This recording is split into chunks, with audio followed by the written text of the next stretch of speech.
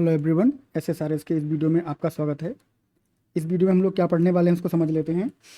हमारे पास है एक स्टोर प्रोसीजर, ठीक है। अब ये स्टोर प्रोसीजर क्या करता है, इससे आपको जो है वो मल्टीपल डेटा सेट जो है वो मिलते हैं एज अ आउटपुट। तो जब ये प्रोसीजर रन होता है तो इसमें आपको जो है एक डेटा सेट मिलता है, ऐसे यहाँ पे डेटा रहेगा और एक और डेटा सेट जो है वो आपको मिलेगा यहाँ पे वो रहेगा। तो ये दोनों डेटा सेट को जो है आप अपनी एसएसआरएस रिपोर्ट में कैसे यूज़ कर सकते हो या नहीं कर सकते हो, या इसका जो है वो क्या सिनेरियो होता है, वो सारी चीज़ें हम लोग इस वीडियो में डिस्कस करेंगे। और ये क्वेश्चन मुझे किसी ने पूछा था, तो वहाँ पे एग्जैक्ट सिनेरियो जो वो ये है कि एक स्टोर प्रोसीजर है और उसमें जो है वो दो रिजल्ट सेट आपके मिल रहे हैं, और वो दो रिजल्ट सेट जो हैं उनको आपको सेम रिपोर्ट में यूज करना है, ठीक है। तो रिजल्ट सेट जो है वो आपका रिजल्ट सेट 1, रिजल्ट सेट 2, और ये आपकी जो है वो एक रिपोर्ट है, और ये दोनों रिजल्ट सेट आपको इस रिपोर्ट में यूज करने हैं। ये है आपकी एसएसआरएस रिपोर्ट, ठीक है। तो ये काम आप कैसे कर सकते हो या फिर क्या लिमिटेशन है इसके अराउंड, क्या चीज़ें हैं, वो सारी चीज़ें हम लोग जो है वो इस वीडियो में डिस्कस करेंगे। वीडियो आपको पसंद आए तो वीडियो को लाइक कीजिए, चैनल को सब्सक्राइब कीजिए, और अगर आपको लगता है कि वीडियो किसी और के लिए हेल्पफुल हो सकता है तो ज़रूर से उसके साथ शेयर कीजिए। ऑलराइट, तो हम लोग क्या करते हैं, चलते हैं एसएसएमएस पे और प्रोसीजर जो है रेडी करते हैं अपनी नीड के हिसाब से। तो सबसे पहले यहाँ पे एक न्यू क्वेरी जो है वो कर लेते हैं। सारी चीज़ें हम लोग जो है स्टेप बाय स्टेप करेंगे और सब कुछ जो है हम लोग खुद क्रिएट करेंगे, तो सारी चीज़ें आपको जो है वो आराम से समझ में आएंगी। और कुछ डाउट रहे तो आप जो है कमेंट बॉक्स में कमेंट करके पूछ सकते हो, feel free to do that. यहाँ पर हमारे पास एम्प्लॉई टेबल है, इसमें कुछ डेटा है, पहले डेटा को समझ लेते हैं तो आपको जो है वो कॉन्सेप्ट समझने में ईजी रहेगा। Select star from this particular table, यहाँ पर हमारे पास जो डेटा है, अब हम क्या करते हैं, मल्टीपल जो है वो डेटा सेट जनरेट करते हैं। अभी सिंगल डेटा सेट है, ये मल्टीपल जनरेट करते हैं। तो मल्टीपल के लिए क्या करते हैं, इसको जो है आप किसी भी बेस पे कैटेगराइज कर सकते हो। हम लोग जो है जेंडर के बेस पे कैटेगराइज कर देते हैं, तो काफ़ी क्लैरिटी रहेगी और ज़्यादा डेटा सेट भी आपके नहीं बनेंगे, दो बनेंगे तो आपको जो है वो इजीली समझ में आ जाएगा कि जब दो से कर पाओगे तो आप तीन से भी कर पाओगे, चार से भी कर पाओगे, ठीक है। तो एक कॉन्सेप्ट की बात है, जब कॉन्सेप्ट आपको मालूम हो जाएगा तो फिर आप जो है वो कितने भी डेटा सेट जो है वो आराम से यूज कर पाओगे। तो सबसे पहले जो हम बात करते हैं वो हमारे हैं फीमेल एम्प्लॉयज़ की बात है। यहाँ पर रख देते हैं फीमेल एम्प्लॉयज़ को, और इसको कॉपी कर लेते हैं ऐसे, और यहाँ पर रख देते हैं मेल एम्प्लॉयज़ को। तो ये आपकी हो गई रॉ क्वेरीज। अब जब इनको आप रन कराओगे ऐसे, सॉरी न्यू क्वेरी नहीं बनानी थी, गलती से क्लिक हो गया, कोई बात नहीं, ओके। तो इसको रन करा देते हैं यहाँ पे, तो आपके पास जो है दो रिजल्ट सेट आ गए हैं। अब क्या है कि ये दोनों रिजल्ट सेट जो हैं वो आपको यूज़ करने हैं अपनी एसएसआरएस रिपोर्ट में। तो आप इसको कैसे कर सकते हो, पहला तरीका ये हो सकता है कि आप दो क्वेरी पकड़ो ऐसे, यहाँ से कंट्रोल सी करो और यहाँ पर आ जाओ, ऐसे रिपोर्ट एक ऐड कर लो। वैसे तो जो ओरिजिनल प्रॉब्लम थी वो प्रोसीजर के साथ थी, पर हम लोग प्रोसीजर भी देख लेंगे, हम कॉन्सेप्ट समझ रहे हैं। तो यहाँ सबसे पहले आप जो है डेटा सोर्स ऐड कर लो, और डेटा सोर्स का नाम रख दो आप यहाँ पे लोकल डीबी, और यहाँ पर आप सिक्वल सर्वर ले लो, और पहले कनेक्शन जो है हम लोग बना लेते हैं। तो यहाँ पर आप अपने सर्वर का नाम लिख देना, हम यहाँ पे अपना जो है वो लोकल लिख देते हैं, क्योंकि मैं लोकल पे ही काम कर रहा हूँ। आप भी लोकल पे काम कर रहे हैं तो लोकल लिख सकते हैं, कोई प्रॉब्लम नहीं। डेटाबेस आपको करेक्ट सेलेक्ट करना है, गलत सेलेक्ट करेंगे तो आपकी क्वेरी रन नहीं होगी, एरर आएगी। ऑल राइट, ओके कर दिया यहाँ पे। और यहाँ पर एक चीज़ और देख लेते हैं, जो ऑथेंटिकेशन है वो आपकी विंडो ऑथेंटिकेशन है, कभी कभी ये गोजी कर देता है यहाँ पे। तो सिक्योर सर्वर ऑथेंटिकेशन रहेगी तो आपको आईडी पासवर्ड देना रहेगा। ओके कर दिया मैंने यहाँ पे, और ओके करने के बाद यहाँ भी ओके कर दिया। तो अब आपका जो है डेटा सोर्स कनेक्ट हो गया है। हम लोग डेटा सेट बना लेते हैं, डेटा सेट बना लेते हैं, यहाँ पे लिख देते हैं हम ऑल एम्प्लॉई। और यहाँ पर आने के बाद में आपको क्या करना है, डेटा सोर्स ले लेना है, और यहाँ पर आप क्वेरी को जो है पेस्ट कर दो ऐसे, और उसके बाद कर दो ओके। अनेबल टू कनेक्ट, देखो ये फिर वही इसने गड़बड़ किया है। यहाँ पे आप एक बार आओ, ये आजकल थोड़ा सा बियर्ड बिहेवियर इसका चल रहा है यहाँ पे। अभी सिक्वल सर्वर, अभी हम लोग विंडो ऑथेंटिकेशन दे के गए तो इसने सिक्वल सर्वर कर दिया उसको। कोई बात नहीं है, कभी कभी कोई चीज़ हो जाती है इसके साथ, ठीक है, कोई नहीं। ऐसा रहे तो आप उसको जो है चेंज कर लो दोबारा, अब इस बार अब नहीं करेगा ये, समझ गया है, हम लोग गुस्से में हैं, ठीक है। यहाँ पर डेटा आया कि नहीं आया, ओके। फील्ड्स फील्ड्स लोड नहीं हुई हैं तो कोई बात नहीं है, इसको डिलीट कर देते हैं, और उसके बाद में इसको फिर से क्रिएट कर लेते हैं। इसको डेटा सेट बन ही रहने दो, कोई दिक्कत नहीं है। और इसके बाद कर दो इसको यहाँ पे ऐसे, और कर दो ओके। ठीक है। तो आपकी फील्ड यहाँ पे जो है जनरेट हो गई हैं, और ये हमने क्या किया है, दो क्वेरी जो है वो पैरेलली यहाँ पे रख दी हैं फीमेल एम्प्लॉयज़ के लिए और मेल एम्प्लॉयज़ के लिए। तो हमें कायदे से क्या मिलना चाहिए, हम कायदे से एक्सपेक्ट कर रहे हैं कि हमें फीमेल एम्प्लॉय और मेल एम्प्लॉय दोनों का डेटा मिले। तो ऐसा क्या होगा, ये हम लोग जो है वो चेक करते हैं, और फिर इसमें हम लोग जो है इसकी प्रॉब्लम का सोल्यूशन भी ढूंढेंगे। ठीक है। तो यहाँ पर आप जो है वो आईडी ले आओ, और आपको ध्यान रखना है कि अभी हम लोग जो कर रहे हैं वो रॉ क्वेरी से कर रहे हैं। ठीक है। तो ये हो गया डीओपी, और उसके बाद में फटाफट हम लोग जो है कोई फॉर्मेटिंग वगैरह नहीं करेंगे, बस यहाँ पे इनको ड्रैग एंड ड्रॉप कर देते हैं ऐसे। फिर हम लोग जो है प्रोसीजर भी बनाएंगे, थोड़ा सा टीडी टास्क रहता है। ऑलराइट, आप इसको प्रीव्यू कर देते हैं हम। तो यहाँ पर कुछ डेटा आया हुआ है। ठीक है। अब इस डेटा को एनालाइज करने के लिए, ये डेटा जो है वो 4-5 पेज पे आया हुआ है, तो इसको एनालाइज करने के लिए हम इसको जो है एक्सेल में एक्सपोर्ट कर लेते हैं डेटा को पूरे, और फिर हम लोग समझते हैं कि हमें जो है वो क्या मिला। तो इसको मैं सेव कर लेता हूँ, डेस्कटॉप डाउनलोड कहीं भी सेव कर लो, क्या फ़र्क पड़ता है। रिपोर्ट 1 जो है मैंने डाउनलोड में सेव कर दिया है, और इसको जो है मैं लेके आता हूँ यहाँ पर। ये मैं इसको जो है ओपन कर दिया मैंने डाउनलोड से। तो ये जो फाइल आपकी ओपन हो रही है, इसमें हम लोग जो है डेटा देखेंगे अभी। तो इसमें कितना डेटा आया है पहले हम लोग ये समझ लेते हैं। ये आपका आया है 175 रोज़। ठीक है। यहाँ पे आईडी 1000 है, बट रिकॉर्ड 1000 नहीं है। यहाँ पे रो जो है वो 175 रोज़ आई हैं। यहाँ पे काउंट 175 जो है वो आपका आ रहा है। कितना आना चाहिए था, इसको हम लोग जो चेक कर लेते हैं। इसका आना चाहिए था 348, इतना डेटा आना चाहिए था। तो फीमेल एम्प्लॉयज़ का डेटा कितना है, फीमेल एम्प्लॉयज़ का डेटा है आपका 173, और इसने क्या किया है, इसने सिर्फ जो है वो फीमेल एम्प्लॉयज़ का डेटा जो है वो आपको दिखाया हुआ है यहाँ पर। ठीक है। क्योंकि इसने ऊपर से 1-2 रो छोड़ी हुई हैं, तो वो 175 तक पहुँच रहा है। बट अगर आप काउंट देखोगे ऐसे करके, तो आपको जो है वो 173 ही मिलेगा यहाँ पे, ये 173। तो इसने सिर्फ फीमेल एम्प्लॉय का डेटा दिखाया है, और जो मेल एम्प्लॉय थे उनका डेटा इसने जो है वो डिस्कार्ड कर दिया है, नहीं लिया है। तो इसका रीज़न क्या है, इसका रीज़न हम लोग जो है वो समझ लेते हैं। तो आते हैं हम लोग यहाँ पर, ये है हमारा माइक्रोसॉफ्ट का लिंक। मैं इस पर जो है रिसर्च थोड़ी सी कर रहा था। तो जब मैंने इसको पढ़ा यहाँ पर, तो ये क्या कह रहा है, ये कह रहा है कि if multiple result set are retrieved through single query. ठीक है। सिंगल क्वेरी का मतलब आप एक प्रोसीजर बना लो, और उसमें आप जो है मल्टीपल रिजल्ट सेट वहाँ से ला रहे हो। तो only first result set is processed and all other result set are ignored. तो अगर आपकी जो सिंगल क्वेरी है उसमें अगर आपको मल्टीपल रिजल्ट सेट मिल रहे हैं, ठीक है, तो सिंगल क्वेरी का मतलब आप समझ लो। यहाँ पे डबल क्लिक कर देता हूँ मैं यहाँ पे, और यहाँ पर हमारी ये जो क्वेरी है, ये क्वेरी, ये पूरा जो यहाँ पे स्पेस दिख रहा है, ये सिंगल क्वेरी माना जाएगा। आप ये मत समझना कि ये सिंगल क्वेरी है या फिर ये सिंगल क्वेरी है। ठीक है। ये दो सिक्वल कमांड हैं, और ये सिंगल क्वेरी के अंदर हैं। तो अब सिंगल क्वेरी अगर आपकी जो है वो मल्टीपल आउटपुट देती है, ठीक है, if multiple result set are retrieve through single query, only first result set is processed. वो सिर्फ पहला वाला रिजल्ट सेट लेता है, and all other are ignored. जितने भी अदर रिजल्ट सेट होंगे उनको वो इग्नोर कर देगी। तो अगर आप यहाँ पे जो है वो इसको 3-4 बार कॉपी पेस्ट कर दो या अलग अलग क्वेरी लिख दो तो कोई मतलब नहीं है। जो यहाँ पर ऊपर होगा उसका डेटा जो है वो ये ले लेगी। तो हम लोग इसको वैलिडेट करते हैं, यहाँ से Ctrl+X करते हैं, और यहाँ पर जो है वो Ctrl+V कर देते हैं, और इसको कर देते हैं ओके। ठीक है। अब यहाँ पर जो डेटा आपने देखा है, ये सब डेटा जो है फीमेल एम्प्लॉयज़ का है। अब मैं क्या करता हूँ, यहाँ पर एक बार रिपोर्ट रन करवाता हूँ इसको, और इसको जो है आपको डेटा दिखाता हूँ कि ये जो डेटा है वो, ये सारे मेल एम्प्लॉय का डेटा यहाँ पे आ रहा है। तो अगर एक्सपोर्ट करोगे तभी भी मेल एम्प्लॉय का डेटा ही आएगा, ये तो आपको समझ में आता है। बट अभी हमने एक्सपोर्ट किया था वो फीमेल एम्प्लॉय का डेटा था। ठीक है। अब इसको भी मैं एक्सपोर्ट कर देता हूँ फॉर द बेटर अंडरस्टैंडिंग, ताकि आपको याद रहे कि ये सिर्फ जो है वो मेल एम्प्लॉयज़ का डेटा ही पुल करके लाया है, फीमेल एम्प्लॉयज़ का डेटा पुल करके नहीं लाया है। तो यहाँ पर जो है हमारी रिपोर्ट 2 डाउनलोड हो गई है, इसको भी मैं ओपन कर देता हूँ। तो रिपोर्ट 2 जो है वो आपकी ओपन हो रही है, और यहाँ पर जो है आपके मेल एम्प्लॉयज़ का जो डेटा आया है, ये डेटा आपका जो आया है वो आया है 175, जो कि करेक्ट है। अगर आप यहाँ पे आके देखो और मेल एम्प्लॉयज़ का डेटा सेलेक्ट करो, तो ये जो डेटा है वो आपका कितना है, 175 है। ठीक है। तो जो आपकी क्वेरी होती है यहाँ पे SSRS में, उसमें जो पहला रिजल्ट सेट होता है वो कंसीडर होता है, और ये आपको क्लियरली यहाँ पे दिया हुआ है, इसलिए मैं आपको बार बार दिखा रहा हूँ। आप ये लिंक जो है मैं दे दूंगा डिस्क्रिप्शन में, आप पढ़ लेना जाके। बट हमारा फोकस यहाँ पर है, आप ये जो लाइन है इसको आप फोकस करो।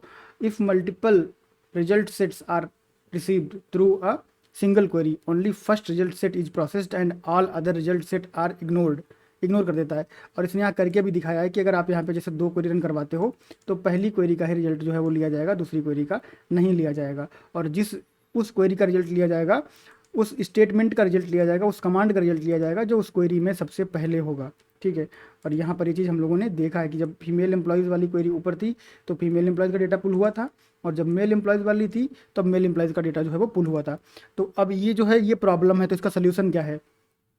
तो यहाँ पर आप क्या कर सकते हो, यहाँ पर आप जो है वो यूनियन कर सकते हो, ठीक है। इसको कर दो आप यूनियन ऑल। यूनियन करोगे तो डुप्लीकेट रिमूव हो जाएंगे, यूनियन ऑल करो तो अगर डुप्लीकेट डेटा होगा तो वो आपका जो यहाँ पर रह जाएगा, या जैसी आपकी सिनेरियो रहे यूनियन करो यूनियन ऑल करो। तो इसको जब आप कर दोगे यूनियन ऑल कर दोगे तब ये जो रिजल्ट सेट है कंबाइन हो जाएगा, ठीक है। तो मैं इसको जो है एक बार करके देखता हूँ। ओके कर दिया मैंने यहाँ पे, और अब मैं इसको जो है प्रीव्यू करता हूँ। और प्रीव्यू करने के बाद में इसको मैं थोड़ा सा जो है वो, अभी हमारे पास 9 पेज आ गए हैं, तो आप समझ लो कि डेटा हमारे पास थोड़ा आया ही होगा। तो यहाँ पर आपके पास फीमेल एम्प्लॉय का डेटा आ गया। तो आप क्या कर सकते हो, दोनों क्वेरी को जो है यूनियन कर सकते हो, ठीक है। अब यूनियन की प्रॉब्लम क्या है? यूनियन की प्रॉब्लम ये है कि आपका जो यहाँ पर स्कीमा होता है टेबल का, ठीक है, ये वाला, वो आपका जो है वो सेम होना चाहिए। तो सेम टेबल के केस में आप इसको जो है यूनियन कर सकते हो।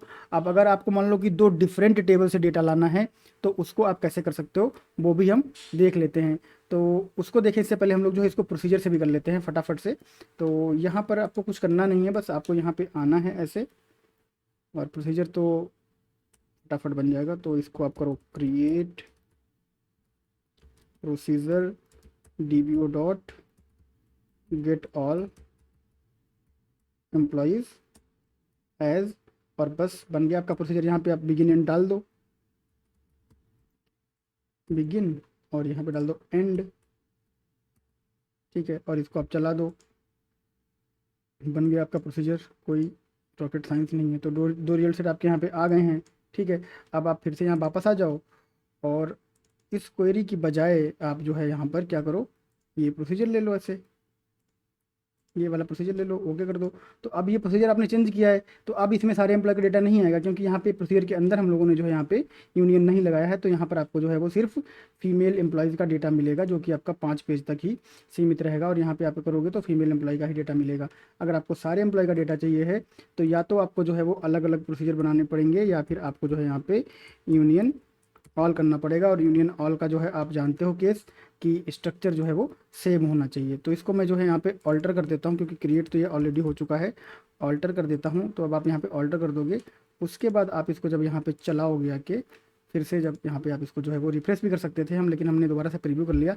तो यहाँ पर अब आप जाओगे तो देखोगे आपको यहाँ पे जो है वो अभी तक 5 एम्प्लॉयज़ का डेटा ही मिला है।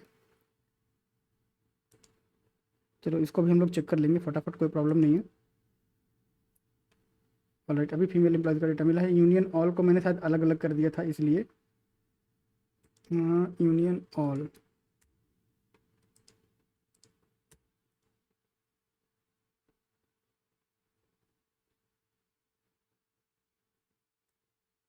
तो क्या प्रॉब्लम है इसको? हाँ ठीक तो है, यूनियन ऑल जो है चल तो रहा है। यहाँ पे ऑल्टर प्रोसीजर कर दिया, यहाँ पे चला दिया इसको, ठीक है। और उसके बाद यहाँ पर आने के बाद इस रिपोर्ट को रिफ्रेश कर दो। तो रिफ्रेश करने के बाद में आपके पास जो है वो, हाँ, तो शायद वो जो है मैंने इसको एग्जीक्यूट नहीं किया था। तो रिफ्रेश करने के बाद आपके पास यहाँ पर जो है वो मेल एम्प्लॉयज़ का भी डेटा आ गया। तो हमने इसको जो है यहाँ पे यूनियन ऑल कर दिया, तो डेटा आपका जो है वो यहाँ पर मर्ज हो गया। तो ये एक जो है वो तरीका हो सकता है।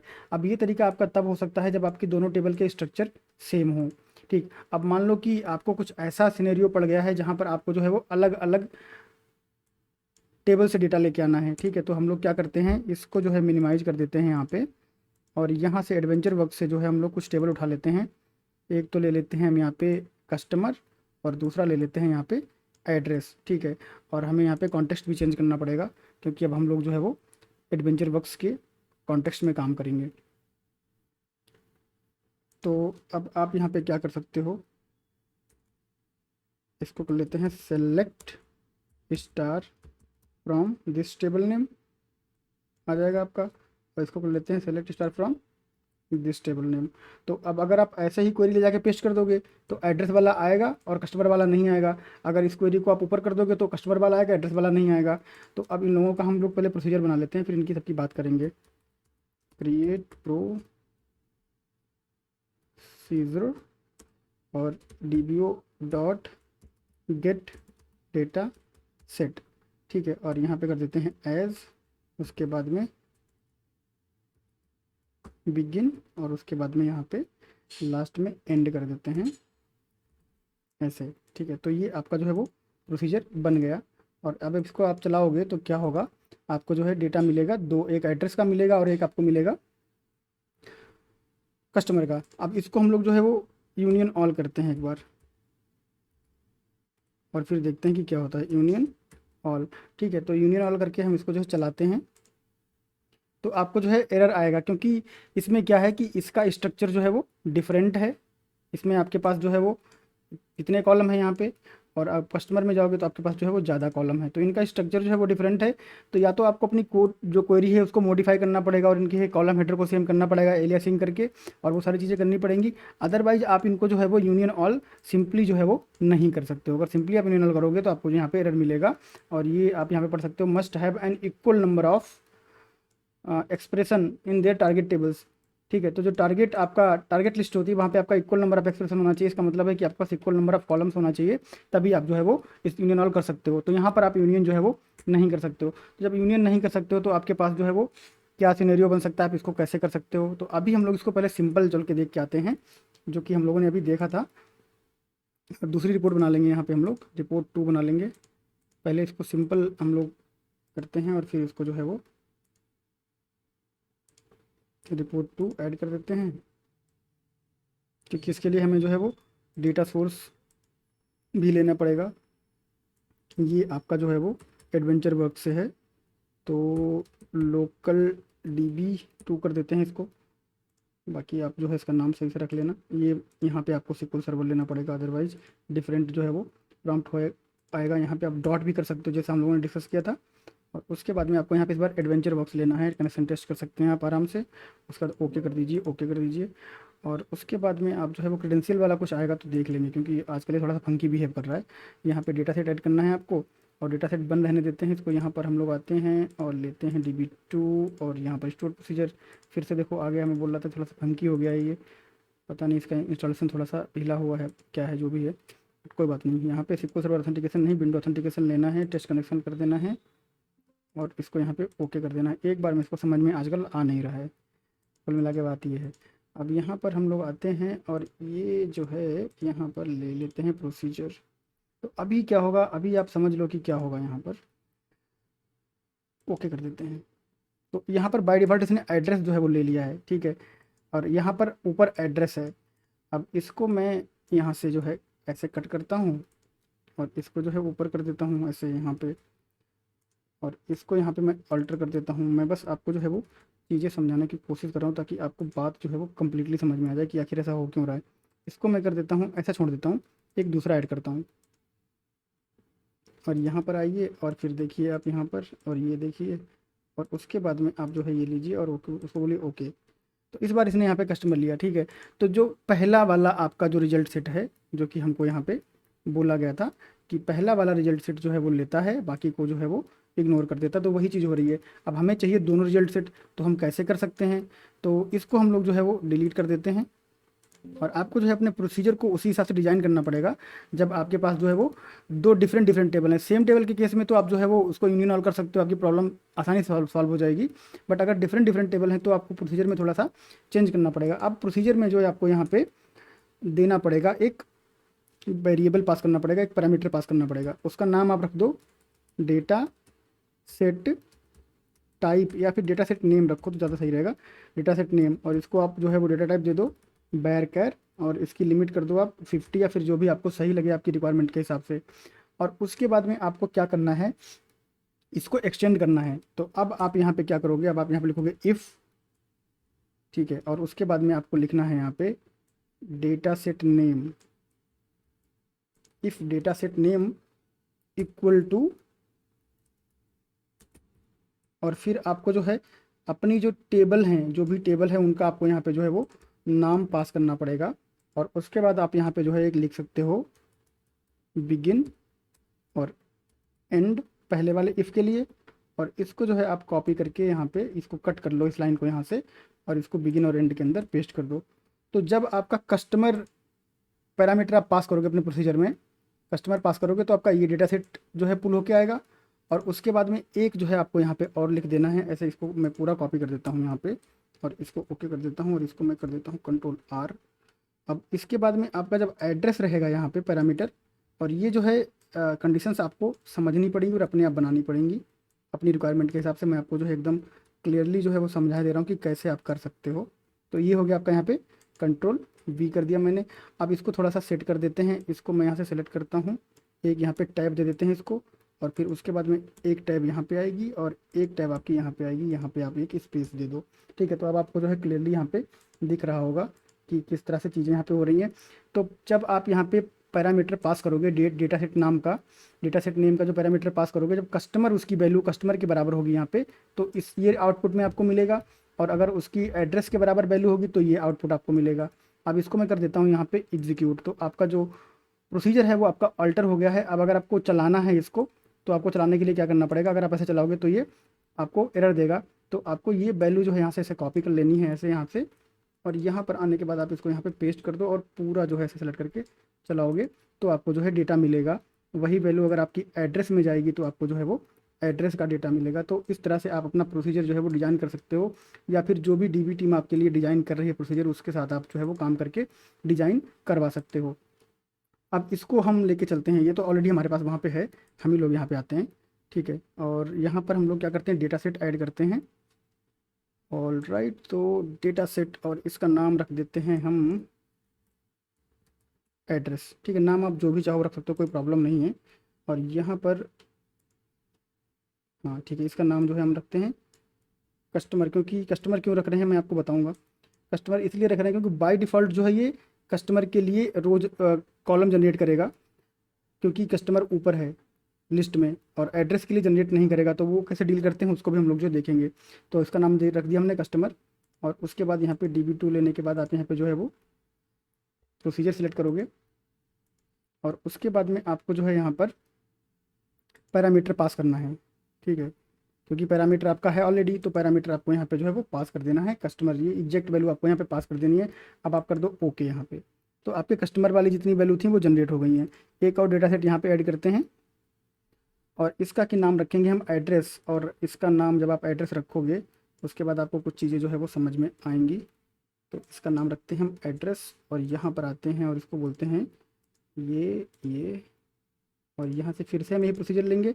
और इस बार पैरामीटर हम जो है यहाँ पे एड्रेस पास कर रहे हैं, लेकिन अब जब आप इसको ओके करोगे तो आपको यहाँ पे फिर से कस्टमर का ही मिलेगा, क्योंकि इसकी जो मेमोरी है उसमें यही रहता है कि उसने जो पहला वाला लिया है वही यहाँ पे रिपीट कर देगा। लेकिन आपको जो है वो परेशान होने की ज़रूरत नहीं है, थोड़ी सी मेहनत आपको जो है वो और करनी पड़ेगी। तो मेहनत के लिए हमें क्या करना पड़ेगा, यहाँ पर डबल क्लिक कर लेते हैं, और यहाँ पर जो फील्ड हैं जो जनरेट हुई हैं, ऑटो जनरेट हुई हैं जो फील्ड, इनको सबको आपको जो है कि करके डिलीट मार देना है। ऐसे सब डिलीट कर दो, कोई नहीं चाहिए आपको, ठीक। अब आपको क्या करना है, SQL सर्वर पे आओ, और जो आपका एड्रेस वाला है, ठीक है, इसको आपको क्या करना है, ये पूरी लाइन को कॉपी विद हेडर्स कर लेना है। और उसके बाद में आप जो है वो नोट पैड पर आ सकते हो। मैं यहाँ पे एक नोट पैड जो है ओपन कर लेता हूँ, न्यू नोट पैड, और यहाँ पर इसको जो है आप ऐसे पेस्ट कर दो, और ये वाला जो डेटा है इसको आप हटा दो। और उसके बाद में इसको हम लोग जो है वो रेडी कर लेते हैं। थोड़ा सा टास्क जो है थोड़ा टीडियस हो जाता है, बट आपकी प्रॉब्लम जो है वो सॉल्व हो जाएगी कि मल्टीपल डेटा सेट आप कैसे यूज़ कर सकते हो, वो आपको जो है वो पता चल जाएगा। और थोड़ी मेहनत जो है वो आपको यहाँ पे करनी पड़ रही है, क्योंकि आपको ये ऑटोमेटेड नहीं मिल रहा। अब हम लोग क्या करेंगे, यहाँ पर हम लोग ऐड करेंगे क्वेरी फील्ड, क्योंकि क्वेरी से डेटा आ रहा है, कैलकुलेटेड नहीं है, क्वेरी फील्ड है। तो आप ऐसे जो है एक बार में कई सारी फील्ड ऐड कर लो, उसके बाद में कॉपी पेस्ट आपको जो है वो करना है। तो हम लोग कर लेंगे कॉपी पेस्ट, कई सारी मैंने यहाँ पे ऐड कर दी हैं।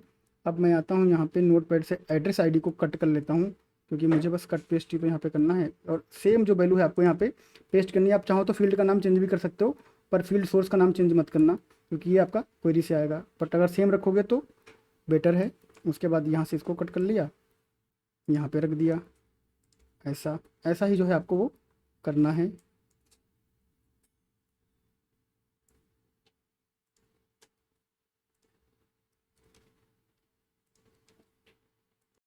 ठीक है, तो ये सारा जो है मैंने यहाँ पे फिल कर दिया है। सारी फील्ड जो एड्रेस टेबल की थी वो मैंने यहाँ पे मैन्युअली जो है वो अपडेट कर दी हैं। और अब मैं इसको जो है वो ओके कर देता हूँ। तो अब जब मैं इसको ओके करूँगा और एड्रेस को एक्सपेंड करूँगा तो यहाँ पे एड्रेस की डिटेल्स आपको जो है वो मिल गई हैं। अब आपको क्या करना है, अब आपको यहाँ पे जो है वो टेबल बना लेनी है। ठीक है, इंसर्ट कर लो टेबल ऐसे, या फिर जो भी ऑब्जेक्ट आपको यूज़ करना है। आप 2 डेटा सेट हैं तो कस्टमर वाला यूज़ करना है या एड्रेस वाला यूज़ करना है, आपको जो है वो मालूम हो जाएगा।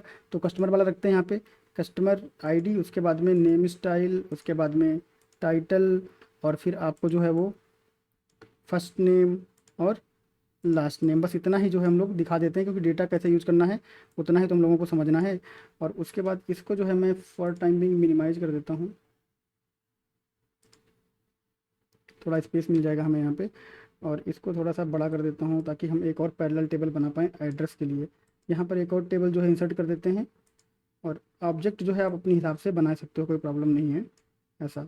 और उसके बाद यहाँ पर फिर से हम लोगों को जो है देखना पड़ेगा, तो अब एड्रेस ले लेते हैं, एड्रेस आईडी, उसके बाद में लाइन 1, लाइन 2, और उसके बाद में जो है आप यहाँ से सिटी को ड्रैग एंड ड्रॉप कर सकते हो। तो यहाँ पर आप जो है वो स्टेट और प्रोविंस को भी ड्रैग एंड ड्रॉप कर सकते हो।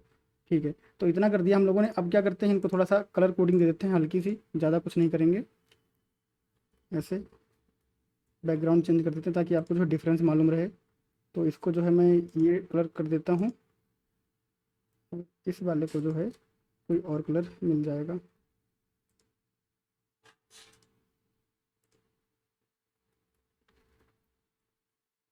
राइट, ठीक है, इसको ये कलर देते हैं। अब क्या करते हैं, इसको जो है रन कराते हैं हम लोग।